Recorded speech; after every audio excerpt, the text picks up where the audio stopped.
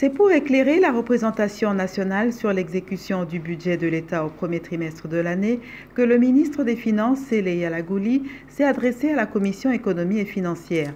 Ce samedi 6 juin 2020, il était question de répondre aux préoccupations des députés nationaux, membres de cette commission, comme le veut la tradition parlementaire. Le Parlement, dans ses deux chambres, étant l'autorité budgétaire, il est prévu qu'à chaque trimestre, le gouvernement puisse faire un rapport sur l'exécution du budget du trimestre passé. Et c'est pour ça que nous étions invités par la Commission économique et financière.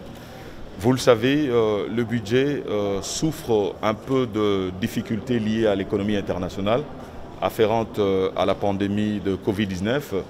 Donc ça réduit drastiquement les recettes publiques et également donc, des répercussions sur les dépenses. Et donc nous avons exposé les difficultés tant au niveau de la mobilisation des recettes, en parlant du travail qui est fait au niveau de chaque régie financière, et également au niveau des difficultés de rencontrer les dépenses publiques. Mais on s'est compris également les collaborations entre le ministère des Finances et la Banque centrale.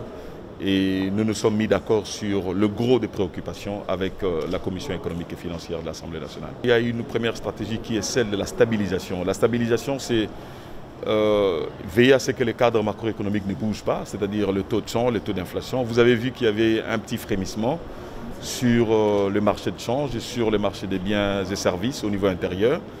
Mais grâce à une politique budgétaire restrictive et à une politique monétaire prudente, on est en train de contrôler le niveau de la dégradation sur ces deux marchés.